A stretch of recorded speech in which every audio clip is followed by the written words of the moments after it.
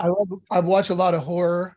I wasn't familiar with a few, like with all of them. So last night I was like, I'm gonna brush up and check this out. And so I was like, well, looking at it, and I watched Hardware first, and super cool. You know what I mean? I look it's like it has all the elements, like my favorite like vibe and elements from a lot of movies. And it's funny because it's made in 1990, but it may sound crazy and off, but even in the beginning of the film, like when it's showing a lot of the dystopian like town, that vibe, it almost gave me like when you first get that feeling when you see the Chinatown and Gremlins, you know what I mean? Where you really Yeah.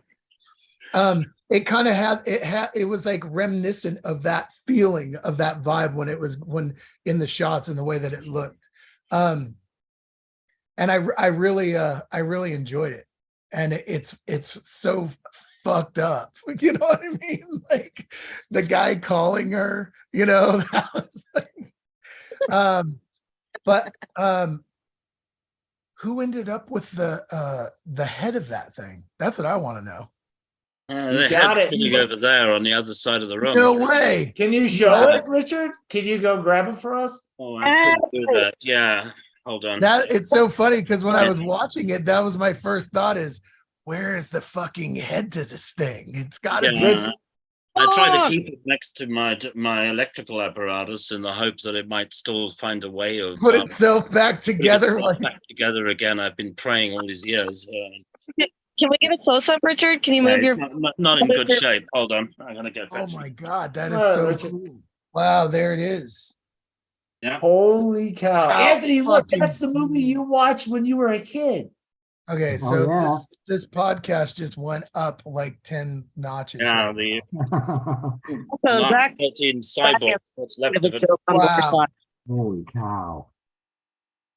Okay, that nice. just made my whole day. That is fucking so cool. Wow. Yeah, no, the beast still survives. I mean, I'm been wishing it would reanimate.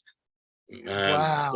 How fucking cool is that? So Richard, okay, so Jerry, on the topic of hardware, I want to ask Richard something. So that movie came out before Terminator 2, obviously. I think we came out the same summer or thereabouts. I mean, Hardware was 800 grand and Terminator 2 was shot for 120 million. So we had really little chance. We were like basically pissing against Terminator 2's leg. Well, I think it's cool that you save that, you know what I mean? Because I always wonder, like in the old days, like I come across a lot of things because of a friend of mine who does restoration. So I get to see a lot of like really cool pieces from movies. But back then, a lot of people weren't saving them, it'd be like, yeah, whatever. But like George Burns's house. I think that you saved it and you still have it. That is incredible.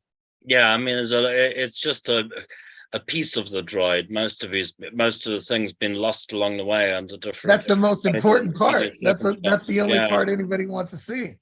Yeah, that's the cover of the movie on some DVD cases. Wow. And you guys have talked to him on camera and never asked to see this. We're dorks. Hey, Jerry, we talked about a purple mantis last time about Nicolas Cage and the purple mantis. The first thing on my mind the whole time since I knew that we were gonna meet, Richard, that I thought was, I wonder if he has the head to that fucking droid. I gotta see it. And that is so incredible. Thank you so much. That is incredible. So who Richard, made that? Yeah, it was a team of folk. I mean, it basically was put together by a team out of Pinewood, out of Bob Keene's image animation workshop. And we struggled with it. And there's plenty of drawings and maquettes. And it was really, one day when I went down to Pinewood and Bob Keene, the head of the creature shop, was there. And we literally got hold of a plastic kit skull and a bunch of hypodermic needles and cut them up and started sticking it together and tried to. The neck was kind of a draftsman's angle poised lamp, and literally very crudely tried to bind the thing together. But it was really a team job. Originally, it had night and day painted on its face, and that got stylized along the way into the flag. And, Wow. the flag face thing came along later.